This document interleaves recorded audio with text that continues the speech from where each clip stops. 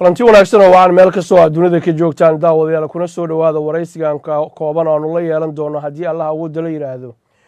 gudoomiyaha ururka suxufiyiinta Somaliland ee Soldier loo yaqaan marka la soo gaabiyo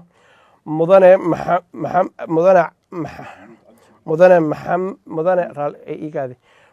maxamuud cabdi jaamac raali hadalka dadku dhagaa oo asagoo caawa stuudiyaha nala jooga aad iyo aad ugu mahad celinayno si wanaagsan oo sharaf iyo karaamo ku jirtana xiriir nolol soo sameeyay anaguna waxaan ku faraxsanahay inuu halka nala joogo aanu insha Allah ta'ala dhowr su'aalood oo diiran aanu weydiino oo aan diirada ku saarno sababtu halkan u yimid iyo shir weyn oo magaalada London ka dhacay shalay iyo daraad laba maalmood oo isku xiga oo soo qaban qaabiyeen dawladda Ingiriiska iyo dawladda Canada oo wajigiisa labaadna sanadka soo socda xilligan oo kale uu ka dhici doono dalka Canada ayaa lagu soo casumay shirkaas ayaa waxa looga hadlayay xorriyadda saxaafadda iyo sidii wariyaasha loo difaaci lahaa iyo caqabooyinka la kulmaan dadka warbaahinta ka shaqeeya haddaba waxaanu ognahay dhibaato fara badan ee dalka gudihiisa ka jirto dad fara badan oo Soomaaliyeed oo warbaahinta ka shaqeeya ay caqabooyin kala kulmaan maamulada kala duwan ee jira insha Allah ta'ala fooda ayaanu dari doonaa waxaanu insha Allah ta'ala qaybaha dambe ku eegi doonaa wariye Cabdimaalik Mas'uul doona asagoo laftigiisa hadda dhawaan la xukumayo xiran garyaqaankii asaga u dooday na muuqaal yar baanu ka haynaa insha Allah ta'ala oo barnaamijkan aan ugu talagalnay inaan kula wadaagno waan soo dhaweynaa meel ka soo joogtaan marka horeysa maxamuud aad iyo aad baan kaaga mahad celinayaa inaad stuudiyaha la joogto mar labaad soo dhawo aad iyo aad baad mahadsantiin Universal TV iyo team ka shaqeynaya waxaad iiga warantaa marka hore ujeedada u timid halkan iyo shirka wuxuu daarnaa bismillaahir rahmaanir rahiim ujeedadaan u imid sida aad sheegtay waxa igu soo casuumay shirkii caalamiga ah ee ka socday magaalada London dawladda Ingiriiska gaar ahaan xafiiskeeda Hargeysa FCO-ga wasaaradda arrimaha dibadda baa igu soo casuumay taas baan u imid ujeedada shirkana sida aad sheegtay runtii wuxuu ahaa shir caalami ah oo dunida oo dhami ay iskugu timid waxaana hogaaminayay dawladda Ingiriiska iyo dawladda Canada iyagoo ka duulaya baaqi xogayaha qaramada midoobay uu ka soo jeediyay tacadiyada saxaafadda dunida lagu la kaco gaar ahaan kiisaska ugu dambeeyay ee dhacay ee dilalka ah ee dawladda waaweyn oo dunida ay runtii ay sameeyeen taasoo dareen weyn ku dhalisay saxafiyiinta dunida daafaheeda ku nool iyo sidoo kale dawladaha midowga Yurub runtii oo dareenkaasi runtii u arkayay inuu ahaa mid dhibaato weyn ku ah saxaafadda taas baa markaa keentay runtii aan ka mid noqdo 1000 qof in ka badan oo shirka lagu soo casuumay oo dawladaha matalayay saxafiyiinta dunida matalayay iyo hay'adaha xuquuqul insaanka iyo civil society-gaba marka runtii shir dood adag dhinacyadaas oo dhan isku weedaarsanayeen buu ahaa ujeedadiisuna ahayd halka maanta la taagan yahay sidee baa looga dhaqaaqi karaa oo saxaafadda dhibaatooyinka ka dhanka ah dawladuhu kula kacayaan runtii looga gudbi lahaa marka dooda adag oo runtii aad u wax badan taray aniga shakhsi ahaan maadaama uu shirkii ugu weynaa noociisa oo kala ah shirkani uu ahaa runtii ilaa 60 wasiir oo dunida daafaheeda ka yimid waa runtii ka soo qayb galay lagana saaxay runtii sidii balanqaad rasmi ah ugu sameyn lahaayeen maadaama oo in badan dunida lagala hadlay dawladaha ka jira dhibaatada ay ku hayaan saxafiyiinta sidii ay uga dhabeyn lahaayeen runtii ujeedada ugu weyn ee la saarnaa waxay ahayd dooda ka taagan in dawladuhu ay ka koraan dhibaatada ay saxaafaddu hayaan dooda kale ee ka soo horjeeda runtii saxafiyiinta iyaguna ay soo jeedinayeen waxay ahayd sidii looga dhabeyn lahaa balanqaadyada waayo marar badan baa ay xukuumaduhu balan qaadan inay wax ka qabanayaan marka baaqyada caalamiga iyo ururada saxaafadda wadada runtii ay u soo jeediyaan runtii inay dhibaatooyinka ka daayaan saxaafadda marka doodaasi runtii dhinaca hay'adaha xuquuqul insaanka laftooda iyaguna waxay u arkayeen in dhibaatada taagan runtii dawladaha maadaama in badan kala hadleen maadaama fursadan la isku soo wada hor fadhiista runtii ay waxyaabihii ay ka jeedin jireen runtii iyo sidii loo fulin lahaa runtii in ay farta u saaran dawladda waxyaalo badan baa iga kordhay mid iyo labo aad isleedahay shaqada adigu aad u idman tahay oo ururka aad gudoomiye ugu tahay bay wax ka bedeli kartaa ama wax u tari kartaa oo xasuustay ma jirtaa كو waxa kamid maadaama oo arrinka ugu weyn oo sidii saxafiyiinta badqabkooga looga shaqeyn lahaa runtii maadaama ururka aan gudoomiye ka hay saxafiyiinta Soomaaliland runtii ururku uu ku matalo sidii badqabkooga iyo dacwadahooda runtii uga shaqeyn lahaa sidii uu xabsiyada iyo runtii dhibaateynta lagu hayo uu uga badbaadin lahaa runtii horena runtii UNESCO aan uga wada shaqeynay oo dhowrkii sano imika u dambeeyay aan ka wada shaqeynay shirar horena aan ka qayb galay runtii oo aanay ahaa qaar heer qaaradeed ah sida africa oo kale runtii oo nairobi oo kale aan ka qayb galay sidoo kale hargeysa oo kale baaqyadii ka soo baxay shirkii addis ababa loo qabtay midowga africa kii ka soo baxay runtii kenya aanu hargeysa lafteeda ku qaban oo guddiyo heer qaran aanu ka abaabulnay runtii in heer caalami oo global iyo runtii shir lagaga hadlay aan ka soo qayb galo oo aaraada iyo fikrada la isweydaarsanaya runtii oo ah kuwa in badan la saxaafad iyo dawladaha u dhaxeeyay imakana wax badan dawladaha iyo saxaafadu runtii ay dareemayaan in meel ciliiri ay sii galayso runtii fikradihii la soo jeedinayay aaraadii lagu xaliilay runtii marka dhacdooyinka la soo jeediyo aaraaba la soo jeedin runtii sidii looga bixi lahaa lagu xaliil lahaa marka maskax ahaan iyo qof ahaanba runtii halkii aan taagnaa waxaad moodaysay doodaha siday u dhacayaan runtii inay ahaayeen kuwa mashhuura runtii kuwa wax badan iyo furfuray wax badan taray waayo dee dad badan oo aqoon leh dad badan oo dunida hogaamiye ayaa joogay markaa taasi wax badan bay tartay dooda labaad ee runtii aan isleeyahay way tartay wax weeye aan soolja ahaanba marka horeba ku dadaalaynay gaar ahaana saxaafadda soomaalida guud ahaan gaar ahaanta somalilandna ka muuqata oo ah aqoonta mihnada saxaafadda ama aqoonta guud maadaama qofka saxafiga hogaamiye yahay jiheeye yahay runtii in baahi weyn loo qabay in aqoontii saxafiyiinta oo meelaha dhaliilaha mar walba taagan noocay doonto haatee saxafiyiinta runtii aan lagu dhalilo si iyagu ay ka uga ahaan lahaayeen in badqabkooga runtii ay ka shaqayn lahaayeen hay-adaha warbaahinta runtii laftooda iga dhaliilaha loo soo jeedinaya ay ka mid ahayd oo annaga lafteedaba runtii aanu dareeno in saxaafadii ganacsi ay noqotay oo mihnadii runtii meelo badan ay ka guurayso waxyaabaha lagula tacaalaya taa runtii aad baa ay wax iga kordhisay walow marka horeba dowladda ingiriiska ay soo casuuntay runtii baaqa ay naga aqbashay oo jaamacadda hargeysa ay nooga furtay fakal aqoonta saxaafadda runtii lagu barto oo ilaa imika 70 suxufina ay dhigtaan 70 suxufina sanadkan aan qaadanayno marka waxyaabahaas runtii waxaad moodaysay kuwa in ay ahaayeen iyo rajo geliyey runtii muddada aan joogo iyo maadaama mihnadeeda saxaafadda tahayna runtii aan wax badan ka qaban karin mustaqbalka in ay ugu abuurtay arrimahaas hagaag waa gartay haddii aanu dib ugu soo noqono ururkan hadda laba taaman baad ku dhawaad hayso wax yar dhiman markii lagu doortay waxaad ballan qaaday inaad gaarsiin doontid iyadoon wax caqabadaha iyo iska hormaansho uusan dhicinin qaangaarnimadaas iyo inaan waxba dhexdiina gudihiina aysan soo dhexgelinin oo arrintu si degan ay u socoto ama kuu suurta gashay mise dhecs bay noqoto runtii 4 sano iyo badh baan joogay sida aad sheegtay 2015 baa xubno 15 ah oo hogaanka ururka runtii la nagu doortay anna gudoomiyaanka ahaa wuxuu ururka ka kooban yahay hogaankiisu 13 rag ah iyo 2 gabdhood buu ka kooban yahay runtii waqtigaas markaan la dooranayay waxa ka dhinaa ururku wuxuu jiray 13 sano marka maadaama oo markaana la doortay 2 sano ka dhinayd ujeedada ugu weyn waxay ahayd maadaama de bini'aadamka uu ku qaangaaro waqtigaas runtii ururkiina uu qaangaar ku dhiyo runtii baahiyaha iyo duruufaha markaa haystay aanu arkaynina waxyaabo badan laga qaban karay runtii in aanu dhexda u xidhan oo aanu wadajir uga qabano hawshaasi sidaan u gaarsiin lahayn waqti aanu ku faani karno runtii in baahiyihii jira ururka markaa ka saarayay waqtigaas qaangaarnimada runtii aanu qabanay runtii wax badan baan runtii qabanay haddii noqoto difaaca saxafiyiinta wax badan baan nooga qabsoomay haddii noqoto aqoonta saxafiyiintana runtii difaaca iman doonaa waxaan rabaa inaan wax ka weydiiyo wax khilaaf idin soo dhexgalay ma jiraan oo adiga laftigaaga kugu saabsan inay xubnuhu ka hor yimaadeen dabcan marka group leeyahay la wada shaqaynayo kulan waxaa jira 4 bilood la ah aaraa badan baa la isweydaarsadaa ragyo badan baa la isweydaarsadaa runtii maan arag caqabad fara badan runtii oo muddadaas marka loo eego soolja waqtiyadii hore ay jiri jirtay runtii labadii tiyaaran baa runtii naga hor yimid hase yeeshee u jiraan dabcan doodo iyo aragtiyo ka hadlaya marka aad u aragta adigu in wadadaasi tahay tubta aad wax kaga qaban kartaan hawlaha idin hor yaala ama baahiyaha saxaafadda runtii in gruubka kale runtii ay u arkaan waxyaabo badan oo dabcan waxyaabaha aan dareemo waxaa ka mid ah waqtigaa xukuumaddii jirtay oo kale madaxweyne Siilaayo oo dhul loo ballan qaaday runtii inayna siiso sidoo kalena maadaama ururku baahiyo fara badan waqtigaas qabay xagga dhaqaalaha oo kale dawladdu naga qabto anigu arkayna runtii xaq ay saxafiyiintu u leeyihiin runtii in dood fara badan ay ka timid in dawladdu ay dhaqaale dabcan inay ururka kabto sidoo kale dhulkii aan markaa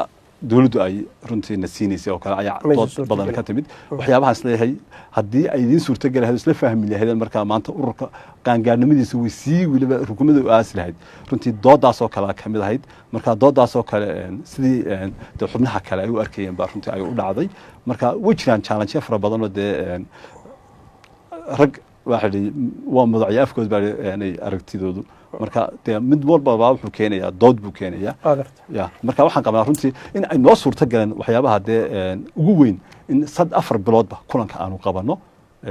oo ah runtii caqabad iyada lafteedu doodeeda ahayd oo hore aan ururka uga dhici jirin mararka qaarkood oo kale marka طبعا waxaan isleeyahay wixii aan ku doodaynaba maanta meel fiican baan ka taaganay dawladdu inay idin kabto way ka gaabisay sheegaysid haddii dawladdu idin kabto waxa tahay shakhsi la biilo haddii lagu biilo xormatiida xaqiiqada kama warrami kartid ilaa wax cuna xishoo baa lagu yiri sidee arintaas iyo in wax dhabta oo jiro shacabku inuu ogaado loo baahan yahay oo ka dhan musuqmaasuqa ka dhan cadaalad darrada ka dhan dhibaatooyinka warbaahinta loo geysto shaqaalaheeda sidee u fulinaysaan haddii marka horeba arrintu sidaas ay tahay waxa muhiim ah in la kala saaro laba arrimood dabcan saxafiinta ama hay'adaha warbaahinta iyo ururada warbaahintu waa laba arrimood oo kala duwan runtii cidda midiyada daabkeedaas wax qorta waa saxafiinta annagu waxa u doonaa saxafiinta marka cidda rasmi ah runtii doodu ay tahay inay ay ka madax banaanaadaan inta badan waa saxafiinta ninka saxafiga wax qoraya ee dadka hogaaminaya laakiin urur markay tahay ururku danaha saxafiintu ka shaqeeya danaha saxafiintu runtii meel kasta way galayaan laakiin maxamed waxaan rabaa inaad ila fahamtid si wanaagsan af Soomaaliga in badan iga badsan jecelahay haddii ururka dawladdu ay kabto ururku ma difaaci karo wariyaha laga gardaran yahay kan lagu takrifalayo dhibaatada saxafiinta loo geystay ma difaaci karo maxaa yeelay waa lagu biilaa is simple straightforward su'aal ma isanahay طبعا dad badan baa aaminsan sidaas laakiin waxa qabnaa taa tu ka duwan baa qabnaa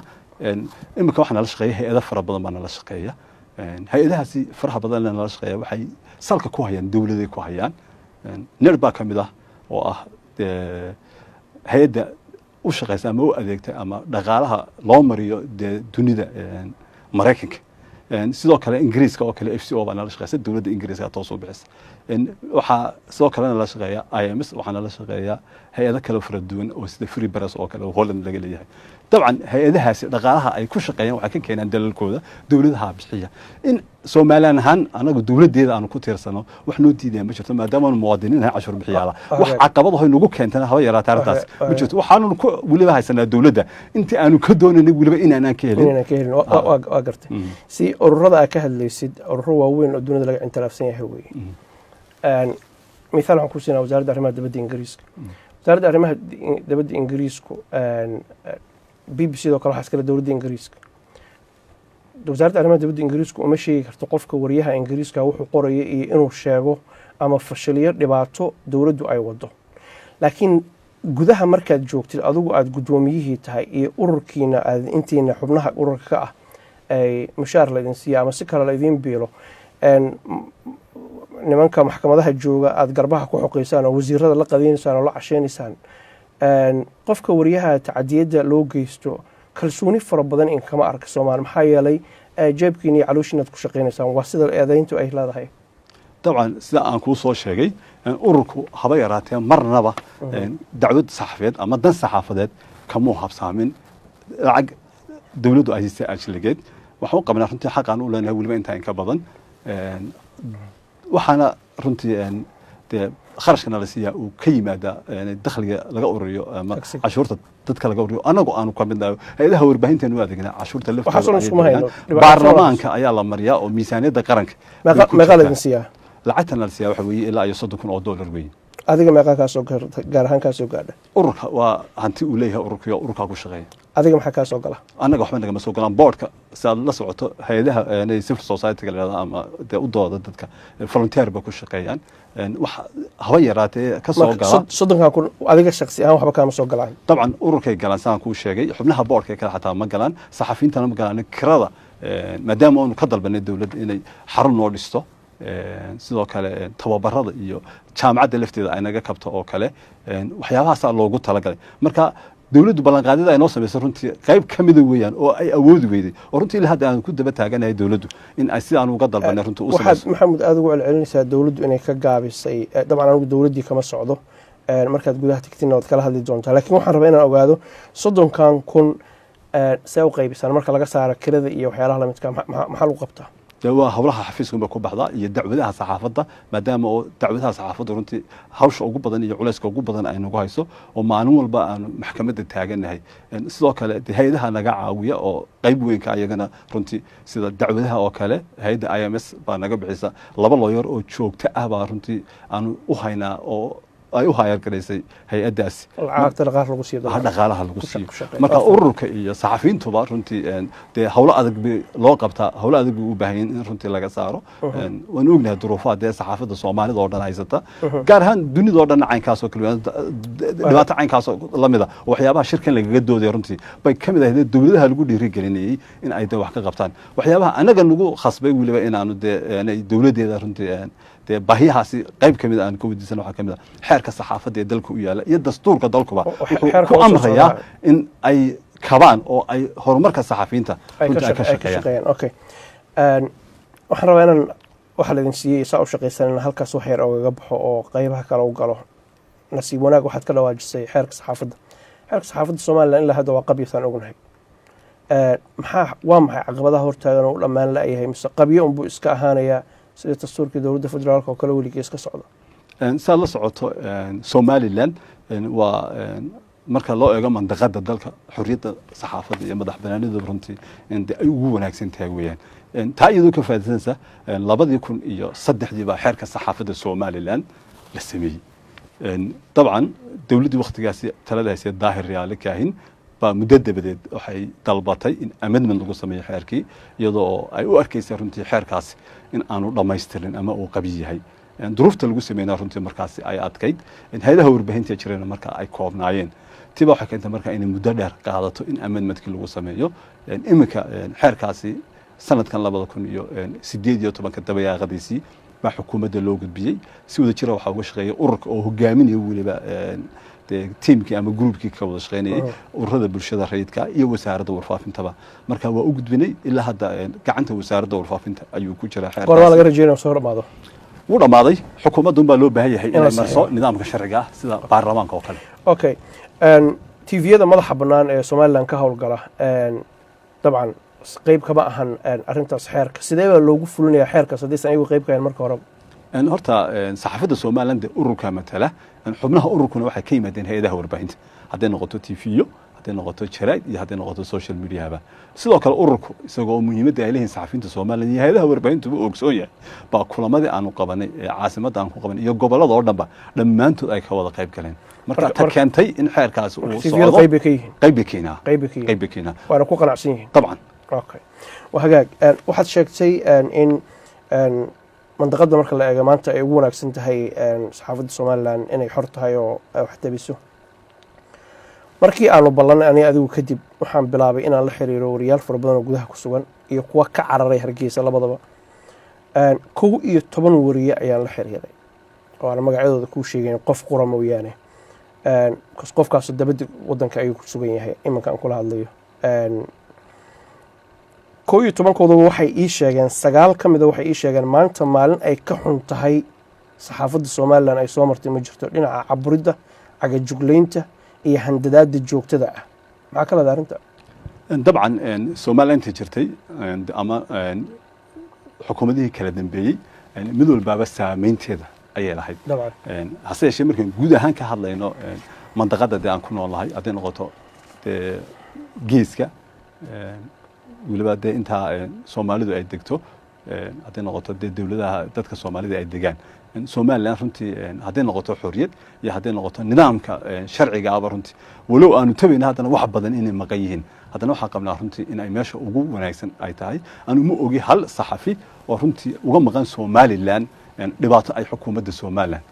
runtii ku hayso waa maana taas laakiin waxaan rabaa inaad ka jawaabtid 11kan wariye oo gudaha Hargeysa maanta ku sugan iyo magaalooyinka dhow kulligood waxay isku raaceen in ay maanta meeshii ugu fooshuxmeed ay marayso waa si hadalku yiraahdeen waxaan ku iri magaciina ayaan TV ka sheegay raalli ma ka tihiin way diideen ayagoo cabsanaya awgeed ma waxa leedahay raggaas been bay sheegayaan wariyahaas iyo gabdhahaas sidaan anba kuu sheegayo maadaama aanu danaha saxaafadda matalo oo ururka dee aan hogaaminaya uu ka shaqeeya danaha saxaafadda dhibaatooyinka aan kuu sheegaya ee ah kuwa ku dhiman in runtii la fuliyaa sida tan dunida ee aan maanta kasoo galabee looga hadlayay oo wax dee jira oo aan la dafiri karayn in caqabada jiraan in wax badan in wax laga qabto in loo baahan yahay ay jiraan laakiin caqabada ereyga caqabado waxa weeyaan markaas saas u dadka qaarkood waxay u fahmi karaan wax yaroo sahal oo u baahan in access loo siiyo madaxtooyada in qofku galo oo kale in waraysi loo fududeeyo kale arrintan ka hadlayna ma aha waxaas waxaan ka hadlaynaa cagajuglayn waxaan ka hadlaynaa xabsi waxaan ka hadlaynaa mararka qaarkood jirdil dhaca waxay nimankaanu ka hadlayaan iyo gabdhahaanu ma ahan caqabado yimid ma ahan waa cagajuglayn ay ka shaqayn la'yihiin hay-adaha dawliga ah haddii ahaan lahayd kuwa amniga iyo haddii ahaan lahayd wasiirada qaarkood u cagajuglaynaya habeenaya maalin oo la carhadla waxaan qabaa anigu marka Somaliland laga hadlayo in ay ka duwan tahay dooda taala taa aad adigu u dhigayso waayo waxaan qabaa dadka saa u dhigaya in ay badka yimaadaan oo sheegaan runtii inay wanaagsanaan lahayd laakiin waan qabnaa duruufo fara badan baa jira oo saxaafadda Somaliland in ay shaqadeedii gudato ma jirto cid Somaliland isku cagajuglaysay in cid isku samaysa jirdiltoona sida aad hadalka u dhigaysa ama dadka aad kula soo xidha ama aad la xidhiidha ay u dhigayeen habeerato total ma jirto Soomaaliland ma aragtay nin wariyaa kaamaradu wato hadda ka hor oo askari oo xabad lugaha kaga dhufanayo hortiisa xabad ku dhufanaya isagoo doonaya meel inuu galo runtii kiiskii noogu adkaabuu ahaa kiiskaas intaada kiiska u gelinin arrintaas sharciga Soomaaliland ma waafaqsan tahay mise ma waafaqsana sharciga Soomaaliland marka la eego saxafiga Soomaaliland waxa xaq loogu leeyahay runtii inuu badqabkiisa ka shaqeeyo sidoo kale mas'uuliyadda dawladda rabnaa wax ka ogaano si mushkilada meesha ka jirta waxa weeye waxyaalo badan baad isdhex yaacinaysaa waxa anigu aan rabo way cadihiin ninkaas sida loola dhaqmay xeerka saxaafadda adigoon u gelinin iyo wariyaha inuu asagu marka hore meel khatar uusan gelinin naftiisa uusan haligin dhibaatana uusan keenin dadkaasna dhibaato uusan keenin iskuma hayno oo wax wanaagsan in nin askari uu rasaas ku furo halis naftiisii uu geliyo cagajuglaynta iyo cabsida ka weyn waa maxay dabcan marka laga hadlayo saxaafad ama mihnada saxaafadda waajibaad baa saxafiga saaran mas'uulkana waajibaad baa saaran askarigaasi sidaan u aragnaa waa kiiskii noogu adkaa ee aanu la kulanay ma khaldana mise waa saxsanaa askarigu wax badan oo badbaadiyey oo runtii khatar keeni lahaa oo intan ka darnaa baa jira maadaama suxufiga aanu xaq u lahayn inuu askari qorisi taa askarigu ficilkuu sameeyey ma ku khaldanaa mise waa ku saxsanaa askarigu inuu wax badbaadsho nabadda u taagan yahay horumarka iyo nabadgelyada Soomaaliland haysta inaan la taabanin cidii ka hortimaadana la iska celiyo iskuma hayno ummadda Soomaaliyeed baa ku nool sharaf iyo karaamo iyo kala dambeyn iyo wanaag inay ku noolaadaan baan doonaynaa waxaan ku weydiinayaa maahan askarigu inuu ninka rasaas ku furo xaq miyuu u leeyahay mise uma lahayn ma ku saxsanaa mise waa ku khaldanaa dabcan waxaan u aragnaa anagu baan ku wadi ama si ay tahayba sharcigu yahayba in saxafiguna uu dhowro xuquuqda askarigu ku leeyahay ama xuquuqda mas'uuliyiintu ay ku leeyihiin askariga laftiisa iyo mas'uuliyiintu ay dhowraan xuquuqda saxafigu ku leeyihiin askarigu ficilkiisa ma ku khaldanaa mise waa ku saxsanaa askarigu wax badan buu badbaadiyey khatar intaa ka badan oo askarigaasi saameyn kari lahaa laakiin waxaan u aragnaa inuu askariga haddii aadan rabin su'aasha inaad ka jawaabtid kama jawaabiya dheh laakiin kama gudbayno su'aasha inaad maaragtay geesaheeda ku wareegtid kama gudbayna awgeed haddii ay tiraahdo kama jawaabayo su'aashaas waanu ka gudbaynaa laakiin waxaan rabaa inaan ku weydiiyo askarigaas ficilka uu ku kacay oo ah rasaas inuu ku furo nin kaamarad wato oo aan hubaysnayn midi wadanin xabad wadanin inuu rasaas ku furo ma ku khaldanaa mise waa ku saxsanaa haddaad daawatay muuqaalka askariga kumuu ridin saxafiga kumuu ridin dhulkiisuu ku riday runtii waana waxa ku kalifay runtii sidaa daawatay ama arkaysay haddii adiga kula saxsantahay haddii kalaba aniga su'aasha ma qosaysa in wariyuhu uu khatarta isagu gelinaya askariga waxaan aragnaa askarigaas runtii inuu soo khatarta uu geliyay maadaama wariyuhu uusan hubaysnayn xabadna wadanin dagaalna uusan soo soconin dabcan wariyaha marka askarigu xabad buu haystaa qori buu wataa rasaas ka buuxdo qof faramaran oon hub haysanin oon dagaal u soconin baa ay cabsi geliyey what language is speaking waxa haddaad daawatay filmka ama haddaad daawatay dee muuqaalkii meeshaasi laga duubay runtii waxaan u aragnaa anagu in askarigaasi uu badbaadiyey suxufigaasi khatar intaa ka badanna uu suxufigu lafihiisa geliyey askarigana runtii dabcan marka ay noqoto inuu xaqii iyo xuduuddii uu lahaa ka tallaabo saamaynta ay ku keenayso cid walbaa way dareemaysaa hase yeeshee waxaan qabnaa askarigaas runtii in badan inuu iska dhowray 15 mitir ayuu dib uga socday ninkaas xufiga halkii uu ku joojiyay marka hore kiiska hadda la socoto muddadii uu socdo dhan Gabiley baan tagi jiray waan ka qayb galay markhaatiyadii meesha la keenay runtii iyo fiidiyoga documentary-ga la duubay runtii cadeymaha uu muujiyay keentay in la xukumo ay ka mid ahayd ay ka markhaati kaceen dadkii in ay askariga 15 tallaabo goobtii uu ku joojiyay ay isla gaadheen hase yeeshee wariyihii kamaramaanka ay duubaya runtii waxyaabaha kiiskaasi loogu waayay in wax dembiya galay maxkamaddu ay ku sii deysay ka mid ahaydba halkii uu ka duubiyay askarigu ku joojiyay inuu joojiyo marka xaq uu askarigu leeyahay waa la amraa ammaankii uu sugayaa suxufigu maaha inuu markaasi runtii jiro hase yeeshee waxaa qabnaa dooda markaan sii gudagalo maadaama in badan aad ku celcelisay runtii waxyaabo badan baa dhaca oo qaladka keenaya saxafiintu waxyaabaha aan ka doodna anagu aan u arkayna inaan kaas xufiga ku khasabtay inuu dagaalka inta iyo culayska inta la keeno runtii baa kamid ah waxyaabaha inta badan runtii aan background uga dhigi karno inaan ku dareenka inta leg galo oo ah runtii in uu ku cabanay ama cabashooyinka aan ka hadalno mar walba in dhowr jeer hore laga celiyay goobo uu doonay inuu warka duubo marka waa qabna in cidda amartay askariga inaan ka wariyay ka doonayay warka ay qaldaneed oo inay ka hor istaagta aan ahayn ta keentay markaa ficilkaasi inuu dhacaan runtii in ay sababeen mas-uuliyiintii markaa askartu amraysa ama askarigu ilaalinay inay tahay hagaag calaa kulli xaal adigu waxaad aaminsan tahay arrintaa inaan ka tagna doona waxaad aaminsan tahay cameramanka inuu khalad ka lahaa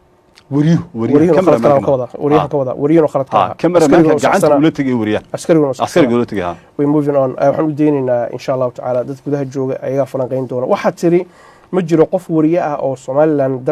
cabsi oo iyo walwal uu ka qabo awgeed oo gaga tagay ma jiro wariye teerar maxaa kala adag ilaa hadda ma ogin cid dacweysay ama cid isagoo ka cararay oo runtii dacwad u daba taagan wariye tara hay dokumentiyo aad loo xiiseeyo ayuu sameeyaa kana sameeyay Somaliland Muqdisho ka sameeyay meel kala duwan ka sameeyay foodana saaraya indhahana ka ridaya maamulka iyo nidaamka markaas jira ma waxaad leedahay waxa uu sameeyay awgeed uma cararin asaga iska tagay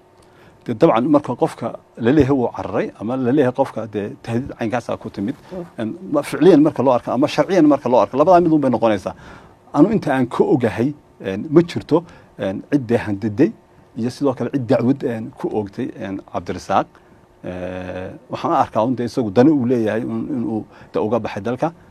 ma ka warhaysaa dawladdu inay u caga jugleysay oo la yiraahdo hadii la arko hala soo qabto xabsina hala geeyo ma maqan ilaa hadda ka warmahayso hagaag oo ka gudbina adiga shakhsi ahaan eedayn fara badan baa lagu soo jeedinayaa saxafiyiinta gudaha Soomaaliland ka shaqeysana ku soo jeedinaysa waxa kamid ah adiga iyo dawladdii isku milanteen oo saan horeyba u sheegay wasiirada aad garbaha isku xoqeysaan iyo dawladda sida awgeedna shaqada aad haysid aysan daacad ka ahayn maxaa ka jira adiga dawladduna isku milanteen oo idin kala garan kari laayay runtii cidda eedaasi sheegaysaa inay iyadu soo bandhigtaa wanaagsan anu laakiin intaan qabo dawladda cidda ugu adag cidda ugu dhaliisha sidaan imikaba u dhaliilaya runtii baan ahay runtii xukuumaddana marnaba aanu kama shaqaynin minad ahaana runtii marnaba taariikhdeeda waa la hayaa wargeyska waa ahayn wargeyska ugu kulul saxaafadda Somaliland baan hogaaminayo editorka gudoomiyana ka ah intaan ururka joogana imika runtii cid walbaaba waxa aan qabto saxafiinta Soomaaliland dad waraysto way ku sheegi karayaan ayaga laftigooda ay sheego igu yiraahdo dawladdu waa isku milanteen ma jirto cid arintaasi cadeyn karaysa waa la iska oran karaa waa la isku milmo waxyaabo cadeyn karaysa ma jirto waxaad ka wadaa magacyadooda halkan kama sheegi kartid ma jirtaan kulay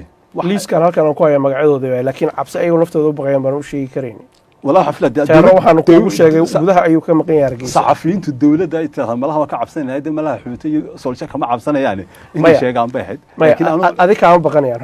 runta marka la sheegay adiga laga ma baqanay adiga waxa lagu eedeynayaa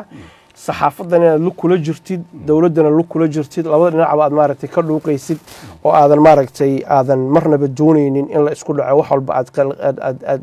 doonaysid inaad si qabow ku dhamaysid wax lagu eedeynaya xasuuya horta aanu muwaadin baan ahay xaq baan leeyahay gudoomiye ururna waan ahay xaq baan leeyahay nidaamka maamule aan gacanta ku haynaa runtii duruufo fara badan buu leeyahay oo runtii cid walba dareemi karto intaasoo dacwadood baa maalin walba gala suxufiyiin baa maalin walba xuquuqdooda doonaa suxufiyiin baa maalin walba kasoo daynaa xabsiyada kasoo daynaa suxufiyiin baan waxbarnaa waxyaabahaas oo dhami dee waxay u baahan yihiin runtii dee hawsheeda u baahan yihiin adiga dowladdu iskuma milmin aniga dowladda wax naga dhexeeya ma jirto waanan kulaba dowladda wax badan oo saxaafadda inay xaq u leedahay ay siiso baa maalin walba ka hadlaya iminkana hortaada ka hadlaya oo xukuumadihii kala duwanaa Soomaaliland soo maray midna waxba uu ku wanaagsaneed waxna saxaafadda way kaga gaabinaysay marka waxaa qabnaa runtii saxaafadda Soomaaliland in ay xaqeeda hesho dowladda ka hesha inay muhiim tahay hadday noqoto in taxadiyada laga daayo hadday noqoto in xariga laga daayo hadday noqoto in aqoontooda la dhiso hadday noqoto in xarun ay ku tababartaan la siiyo maadaama mar walba cabashada saxaafadda ay ka timaado aqoon la'aanta saxaafadda ama aqoonta saxaafadda oo yar ama iskuulle aan jirin waxaa qabnaa dooda ugu badan ee imikana hortaala inay taa tahay walow dowladda ingiriisku saan kuu sheegay dee naga kabtay haddana xukuumadda waxaan ka doonaynaa in iyaday dan u tahay qarankay dan u tahay saxafi aqoon leh saxafi tababaran in la helo waayo waxyaabaha maalin walba ku dhaleelaysa saxaafadda baa meesha ka bixi lahaa war la'aanta maalin walba ay saxaafadda badayso baa meesha ka bixi lahaa dhacdooyinka maalin walba laga yaabo qaarkood in war la'aanta dowladda darteed meelo badan ay waxyaabo qalad ka yimaadaan baa meesha ka bixi lahaa marka anagu waxaanu ururka ku hogaaminaa saxafiyiinta Soomaaliland ku hogaaminaa in xuquuqdooda iyo madax banaanidooda runtii ay helaan marnaba kama habrana taa waa gartay waxaad ka hadashay in xabsiyada laga daayay iyo tacadiyada wariye cabdimaalig muuse coldoon nin geyga Soomaaliyeed caanka oo si fiican loo yaqaano weeye adigana shakhsiyan isku taqaanaan hadda ka hor wuxuu tegey xarunta maamul goboleedkan orane wuxuu tegey magaalada Jigjiga Soomaali galbeed ayuu tegey waxaadna sheegtay in cid ceyrsatay aysan jirin iskiisa uu tegey halka ma xasuusta arrintan aad tiri طبعا ha of course asaga miyaad la hadashay oo afkiisa ayaad ka wareysatay in cid ceyrsatay aysan jirinin see ku ogaatay adigu وانا كله سيدي منك يوديسا عبد الرزاق ترى يسيدي يوديسا sagaalka suxufiya ka sheegaysa kula dhibaatooyinkaas aan jira ururku maadaama uu mas'uuliyad yahay ururku xubnaha ururka kamid ama saxaafadda Soomaaliland barunti de way iska warhaysa meelna waxba uma kala qarsoon laakiin adigu ma wacdo ma la hadashay ma tiri maxaa ka ceyriyay halkan oo Soomaali galbeed u geeyay ma weydiisay su'aasha asaga anu ma weydiinin xaq ma kuugu lahaa intaadan saxaafadda soo istaagin inaad hubsatid maadaama saxafi hor adayd ururkan aad gudoomiye u tahay inaad dhinac kala wareysatid oo adoo dhinaca war ka haya dawladdiina war ka haya ummadii soo hor istaagto dadkii la hadashay maysan ku habboonayn saan ku sheegay anigu maadaama ururka hogaamino ururka maalin walba waxyaabaha saxaafadda Soomaaliland la soo darsa waa war u haynaa oo xubnaha ururka oo dhan iyo xubnaha saxafiyiinta dalka jooga haddii aadan war u haynin maxaa kugu kalifay inaad saxaafadda hor istaagto tiraada Cabdimaalig Ciduma ceyrsanin imika haba kula hebel cid ceyrsanaysa markaan ma jirin right asagiiba anigu afkayga kula hadlay waxa uu ka cararayo ii sheegay adigu hawshaadii basic ahayd ayaad gabtay oo ahayd inaad inta la hadashado wacdaad tiraahdid maxaan ka caawinaa maxaa ku ceyrsaday oo gurigaagii iyo reerkaaga ka dhex saaray oo annagu urur ahaan aan ku qaban karnaa maanad oranin maxaad u oran weydo ka hor istaagay ilaa saxaafadda waqti oo heshay waxaan ku imika boodiga sheegay saxafiyiin deela waanu ka tagnay dalka sida marka imika baan ku leeyahay ma jirto ayaani marka u jirin cid markaasi Cabdimaalig ceyrsanayay will come to that inaad ogeedii in kala cid ku ceyrsatay waxaan ku weydiiyay straight forward su'aala waxay tahay Cabdimaalig maxaa uu weyday maadaama gudoomiyihii ururka ah tahay oo oran weyday nin saxafi ah tahay waxaan maqlay inaad meeshii ka tagtay yaa ku ceyrsaday maxaan ku qabanaa maxaad oran weyday haddii aan su'aashaada ku cadeeyo anagu Soomaaliland ahaan geographically waxaanu leenahay xad baanu leenahay saxafiyiinta Soomaaliland intaanu qaan maamulaa waa wixii xadka ku jira haddii aan markaa iman culays ama cadeymo muujinaya inuu qofkii ka tegey markaasaan kuu sheegay may jirin culays ama cadaadis aanu ognahay oo markaa Cabdimaalig Muuse Coldoon uu dalka uga tegey su'aasheedii kamaad jawaab no adiga eeg ami anu sabab aanu la hadlaabaan ku dhibada maadaama geographically deegaanka Soomaaliland aanu markaas ku sugnayn qofkii wariyaa oo ka baxa xayndaabka iminka aad sheegtay oo dhibaato sheeganaya ama run ha ahaato ama been ha ahaato adigu ma waxa leedahay gudoomiye ahaan wax xil igama saarno qofkaas maalin walba saxafiyiinta Soomaaliland waxay u socdaalaan Soomaaliya waxay u socdaalaan gobolada jaarka aanu nahay wax xil ma ka saaray yaga xaq u leh qofku inuu socdaalo urur ahaan anagu xaq uma lihin mas'uuliyadna ma saarna qofku hadduu socdaalayo meesha uu tagayo isaga xaq u leh kuma weydiin meesha uu tagayo cidna kuma weydiin fiisa miyaa u raadinaysan oo kuma weydiin si kala hadalkayga u dhigtay adiga waxaad gabtay baan ku eeray shaqadaadii asaaska ahayd inaad ku tiraahdid war maxaan ku qabanaa naa waxaad keentay oo tiri wuxuu ka baxay deegaanka anagu ka shaqeynayno ka baxay soo su'aashan waxaan ku weydiiyay waxay tahay mid ka mid ah wariyaasha hadda Hargeysa iyo ama Soomaaliland ka howlgala baa baxay wuxuu tagay xaafadaha jaarka aan ku weerarsan buurtay ka soo qaad dhibaataa soo gaartay xaq ma uusan kuugu lahayn inaad qofkaa wacdoo weydiisa xaaladiisay tahay waxa u qaban karta haddaad la socoto taariikhda cabdimaalik ama dee qofku xaq ma kuugu leeyahay mise kuguma laha ame cabdimaalik saad la socoto xamar wuu tegey wuu soo noqday jigjibuuti wuu soo noqday xaq uu isagu leeyahay qofku inuu socdaalo uma weydiiyo socdaalkiisa anaga mas-uuliyad saxafi ahaan inaanu maxamuud mudane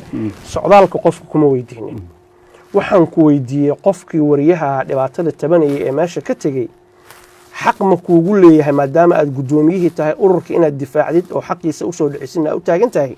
inaad tidhaahdid war maxaad dhibsatay oon kaa caawinaa ka urur ahaan hadduu yidhaahdo anaa meesha isaga tegey waa gooni oo wax la yaqaano hadduu yidhahdo dhibaatadaana jirto wax la yaqaano sababtuna waxay tahay wakti baad u heshay inaad soo istaagtid saxaafadda oo tidhahda cabdimaalig muuse coldoon ciduma cayrsanin laakiin wakti ma aadan siinin umana aadan cadaalad falanin inaad taleefon ku wacdo oo tidhaahdid maxaan kuu qabanaa maxaad tabanaysaa ma aanad odhanin arrintaa ma qiranaysaa mise ma qiranaysid aniga cabdimaaligna ilamuu soo xidhin maadaama midna asagoo kula soo xiran adaa mas-uul ah qofka saxafiga ah anagu urur ahaan dhacdadu markay dhacdo siyaabo fara badan baanu ku ogaanaa meel laba siyaabaha iyo standarka aanu runtii ku shaqayno cabdimaalig kiiskiisu marnaba nagamuu soo gelin hadday isaga noqoto iyo hadday xukuumad noqotoba dana lamuu soo xidhin anana sabab aanu nin xamar joogo ula xidhiidhno haba yaraatee ma jirto hadda mas-uuliyadda nagama saarna markaas magaaladu ka baxay dabcan somalilan qofku hadduu ka baxay xadkeeda waxaan rabnaa hoos ka xirana because wariye badan oo somalilan jooga caawa ku daawanaya oo aad guddoomiye u tahay qofkii somalilan banaankeeda u baxa xuduudkaas hadda noo sheegtay jigjigoo ninkaan tegey just around the corner ah qofkii ka baxa oo warbaahinta somalilan ka tirsan adigu shuqul kuma lihi ururka dabcan kuma lihi okay that's very good I just want to know that waxaan kala simanahay sida halka aan maanta umid xuquuqda saxafiyiinta dunida oo dhan ay isku leeyihiin markay mushkilad timaado in qofkii aanu sida ay wala damqanayaan kale ula damqano laakiin markuu jigjiga tagay ma jirin sabab cabdimaalig uma aadan daqanin because telefoon intaan u dirtay ma aadan weydiinin wuxuu gurigiisa uga cararay loo damay dhicin ba dhib jigjiga ka qabsatayna ma dhicin markuu joogay dhib xamar ka qabsatay ma jirin hargeysa markuu ka tagayna dhib ka qabsatay oo uga tago aan cad oo muuqato oo aad oran karto cabdimaalig taasaa ku dhacay ma jirta habeeraatee cabdimaalig afkiisu igaga warramay cidna maana weydiin anaga noo sheegin hadduu ku warmay wuxuu qabato markaa anuguna waxu qabtay igama raadinayna anugu waxaan raadinaya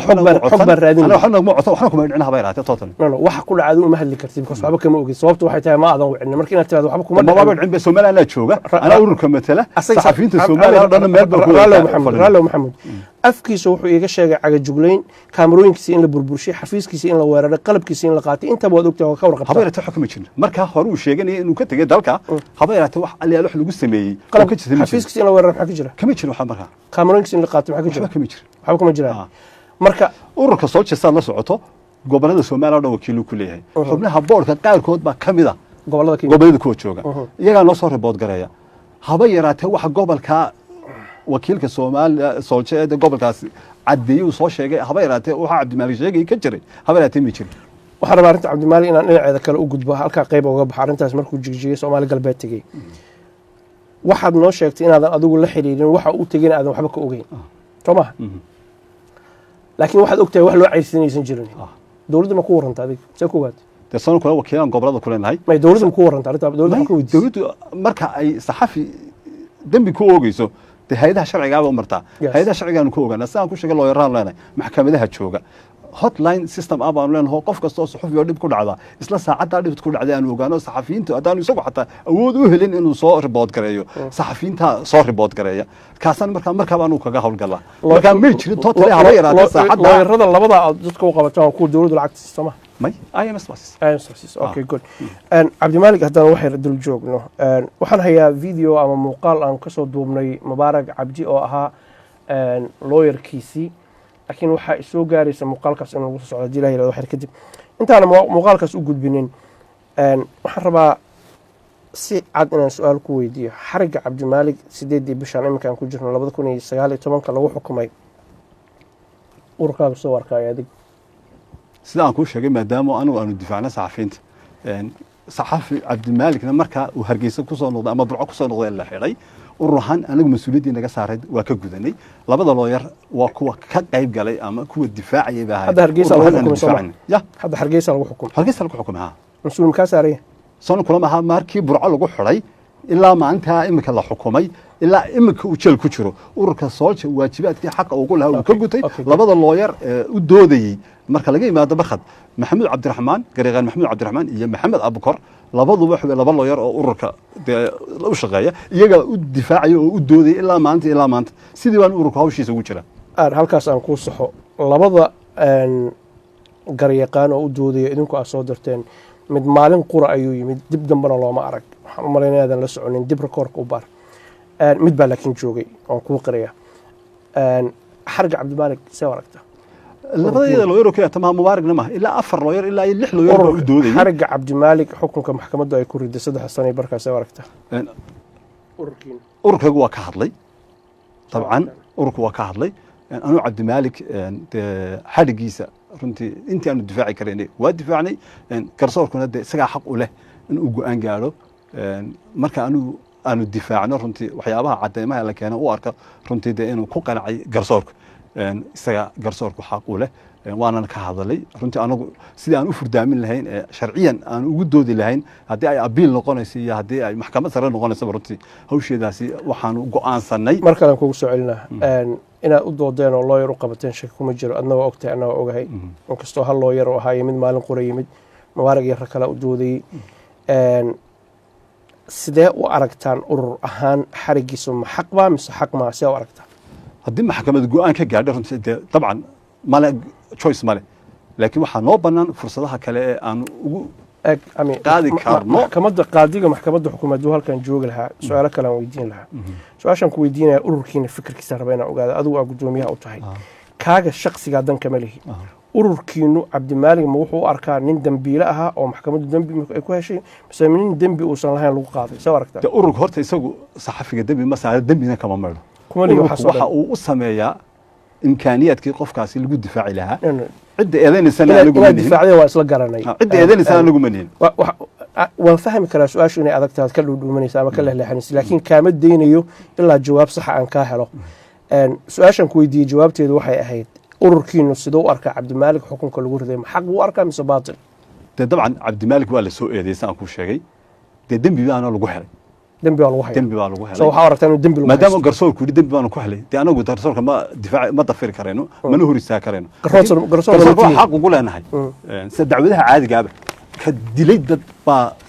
dee marka xukun lagu rido loo doodaayo abiil loo qaadaa dacwadiisa la galaa soo marka idinku maxkamadda la safantihiin ma anagu xukunka abiil baaba loo qaadinaabe soo abiilka waxaa u qaadisaan kuma qanacsanidin dabcan kuma qanacsanin soo cabdimaalik waxaa aragtaa inaan dembi lahayn oo dembi maxkamaddu ay xukuntay anigu cabdimaalik maadaama maxkamaddu xukun ku riday abiilka aanu qaadanaynaa waxa weeye in aanu fursad u siino in aanu ilaa iyo halka ugu dambaysa taagnaano haddii maxkamadda ilaa saraysanee la gasho waa gaarayna laakiin anagu choice kama lihin mana dee radii karayno go-aanka maxkamadda mar kalean dib kugu soo celinaya si kalena waa kuu odhanaya haddii cabdimaalik la xukumay oo maxkamaddu dembi ay ku soo oogtay aada og tihiin inuu cabdimaalik dembigaas ay maxkamaddii ay ku soo oogtay oo uu xukunkiina dhacay abiilka maxaa u qaadanaysaan dabcan abiilka sababo fara badan baa loo qaataa midda ugu muhiimsan ii sheeg waqtigan way hayaa waxa weeye in fursad loo siiyo qofkaasi in xuquuqo uu leeyahay oo markaa derajadii koowaad lagu arki waayey runtii derajada labaad maxaa la arki waayad ogtihiin oo abiilka qaadanaysaan dabcan dee shuruucda iyo sharci qaadada markaanu la tashanay aanu eegnay in fursado fara badan loo geli karo bay dee nagu qanciyeen oo dee ay maadaama nigu sharci yaqaan aanu sharci yaqaan ma nihin anigu waxa u aragnaa in saxafigii dee duruuf kasta uu ku jiro aanu sidii fursad u heli lahaa in waxa lagu haystaa runtii dee ama ay ka khafiifsanaadaan ama runtii dee ay beri uu ka noqdoba loo sameeyo marka taa inta aan inaga soo afjarmayso waa wadayna anagu inuu cadaalad helay ma u malaynaysaa dabcan somaliland dee garsoorkeedu waxyaabaha aan ku faano weeyaan runtii inta badan waxyaabo badan bay garsoorku nala qabteen waxyaabo fara badan bay tasiilaad siiyeen saxafiyiinta xuquuq fara badan ay lahaayeen saxafiyiintu oo awal hore aanay heli jirin cabdimaalik inuu cadaalad helay ma aaminsanta ya cadaalad inuu helay ma aaminsanta maxkamadda dhexdeeda dabcan broseska marka loo eego ha tii ugu wanaagsaneed buu helay fadhiyiisa waa laga qayb geli jiray sharci yaqaanadu dee waa u doodayeen wax haba yaraatee ma aaminsantahay waxa lagu haysto su-aashayga ugu dambeysay ma aaminsantahay waxa lagu haysto mubaarak oo garyaqaan mubaarak videogiisa noo soo bixi waaya awgeed baan su-aashan kala soo dhexbaxay kreditna isagaan ku siinaya wuxuu ii sheegay videogana ku sheegay in waxa loo haysta ay tahay xoriyatul qowlka iyo waxa uu qoraya ma aaminsan tahay waxa loo haysta inay xoriyatul qowlkiisa tahay sidaad la socoto haddii daawatay haddii aad ka wareysataba waa dhowr kiis baa lagu haystay dacwadiisu way kala duwanaayeen midna waxay ahayd mid ay xukuumadda iyo mas-uuliyiinta xukuumaddu ay ka cabanaysay midna waxay ahayd mid dad shacbi ay ka cabanayeen weliba arday iyo iskuul baa ka cabanayay iskuulku maxkamadda habeeratay wuxuu keenay ma jirto oo wiilaya Cabdimaalig waa ka cabanayna muddac ma ahayn iskuulku dacwadaha lagu xukumay Cabdimaalig lagu eedeeyay iskuulku wuxuu yiri anagu arinta shaqo kuma leh xataa ciidu ma soo darsan soo bandhigday hadii yiri iskuulku anu intaan ka ogahay iskuulku muxuu yiri anu intaan ka ogahay eedaha lagu oogay eedda iyo iskuul eeg marka qof la soo eedeeyo qofna waa eedeysan qofna waa eedeynaya hadii eedeysanihii la waayo qofkii wax eedeynaya hadii la waayo eedeysanaha maxaa lagu haysta qofka wax eedeynayay waayo xukuumadda way maanina waa inaan kala qaadan doonaa iskuulka abaarso qayb kamaysan ahayn soo maahan eedeynta Cabdimaalig ma soo wixii lagu soo oogay dawladdu soo oogtay bay sheegaysaa dabcan waa kaytaa ana waxaan ku sheegay iskuulka abaarso intuu maxkamadda yimid yiri ninkaan waxa soo nagu yiri waxaan filayaa malaha inaad ka warhaynine cid wal oo kamida mas'uuliyiinta iskuulka ama haday noqoto waalidka ama haday noqoto ardayduba si publica uga hadleen in eedaasi Cabdimaalig uu ku gafay oo dambi uu ka galay video fara badan baan daawaday iyo qoraalo fara badan baan akhriyay dad ka cabanayo la anagu iskuulkan waa fiican yahay wiilal iyo gabdho isku ma tagaan waa meel wanaagsan weeye Cabdimaalig wuxuu sheegay waa khalad waxa salan kugu ma haysto iskuulku dacwo ma ku soo oogay Cabdimaalig maxkamadda dhexdeeda طبعا ها qodobada lagu soo oogay bay kamid ahayd dawladdu tay wadata ma rabo dawladdu iyo waxaan ku eedaha tan dawladda baa ugu galan ama taas ku sahlan dawladdu waxay ku soo eedaysay Cabdimaalig waxay ku soo eedaysay dawladdu waxay ku soo eedaysay in uu xukuumadda iyo qaranka Soomaaliland runtii eedo ka dhan ah uu galay wuxuu yiri wuxuu yiri waa daawanaysa dabcan wuxuu yiri in madaxweynuhu ku eedeeyay inuu dictator yahay inuu tubihii dawladihii hore burburay aan mareen isagoo wax cadeema haba yaraatay hadalkiisa iyo eediisa runtii aan raacin taas bay ahayd waxyaabaha lagu eedeynayay dawladdu u doodaysay hadii la yiraahdo maamulku waa dictator qof uu yiraahdo wariyana uu yahay inuu cadeyn karo waa daruuri qof iskama eedeyn kartid si aad ugu aragtaa maamulka in eedeymaha dhabta oo jira loo soo jeeso la yiraahdo qofku xorriyadul qowlkiisa cabiri karo dhigi karo qofkaana waa dictator waa kaliya taliye go'aanka kaliisa gaar ummadana ku takrifalaya nod madaxweynaha bar mas'uuliyiinta kala xataa in la yiraahdo si aragtaa adu qofku xorriyadul qowlkiisa cabiro dabcan sida aynu la socono ama mihnada saxaafadda tahay qofka saxafiga xaq uma laha isagoo aan cadeyn u haynin ama cid aan tixraacaynin inuu qof bini aadana iskada madaxweyne iskaga eedeeyay waxaan markaa laakiin xorriyadul qowlka qofku xaq mu leeyahay inuu saado dabcan uma leh so anagu hadda kuma oran karo adigu shaqadaadii waa gabtay waadna guul daraysay kuma oran karo waad oran kartaa laakiin ana cadeyn keenin midna waa inaa cadeyn keentid oo wixii ummadda soo hordhigtid saalim kaba ku lahaa idul qaado midna waa anigu xaq waxaan u leeyahay weeyaan anaan cadeyn keenin maxamuud cabdi jaamac waxa weeye waa nin maaragtay aan wanaagsaneyn oo saas inaan ku dhaho oo xorriyadul qowlkaas anigu xaqaan u leeyahay ma aaminsantahay mid aan ugu leeyahay inaan ama run ahaado ama been ahaato xaqu mari aad baan kugu mahad celinaya daawadayaal intaa waxaan ku soo gabagabeynaynaa waraysiga aanu la yeelinay gudoomiyaha ururka suxufiyiinta Somaliland Soldier loo yaqaan marka la soo gaabiyo walaalkay saaxiibkay mudane maxamuud cabdi jaamac oo asoo halkan caaw noogu yimid waan idinka raali gelinaynaa wixii maaragtay daahitaan oo videoga idin soo deyn kari weynay doodahan oo kalena insha Allah tacaala waan dhiiri gelinaynaa asagana uga mahad celinaya imaanshihiisa nala soo xiritaankiisa anagana soo dhaweynaa sharaf iyo karaam inoo tahay suxufiyiinta gudaha jooga meel kasta joogaanba waxaan u rajeynaynaa sharaf iyo wanaag insha Allah tacaala inay maaragtay mixnadooda ku shaqeystaan cidna aysan u aabayeelin laakiin aysan marnaba nabadda iyo horumarka iyo cadaaladda aysan ka leexanin oo kaamaradu aysan noqonin iyo mikrofoonku wax ummadda lagu dhibo ama wax lagu burburiyo uu noqdo kan wax lagu toosiyo gaar ahaan dadka mas'uuliyadda haysta isha inta farta laga geliyo runta loo sheego laakiin cadeyn la garab keeno studio TV-ga Universal waxaa qayb weyn ka ah barnaamijkan oo caawa farsameynayay ustaad maxamed biiba oo mahad celinaya satellite dishka waxaa noo hayaa axmed daahir afaara aad baan ugu mahad celinayaa dadkiina daawanaya waan u mahad celinaya ayaga laftigooda cabdiraxmaan iyo saaxiibkiis oo la socday gudoomiyahana waa u mahad celinaya 100% sidoo kale waxaan u mahad celinayaa designka quruxda badan ee aad ku aragteen social media Cabdifataax Ali Sharwa ayaa noo sameeyay oo wariyo weyn ah oo mahad celinaa meel ka soo joogtaan intaanu kala kadib ugu kulmi doono guuliyo gobonimo. Assalaamu calaykum waraxmatullahi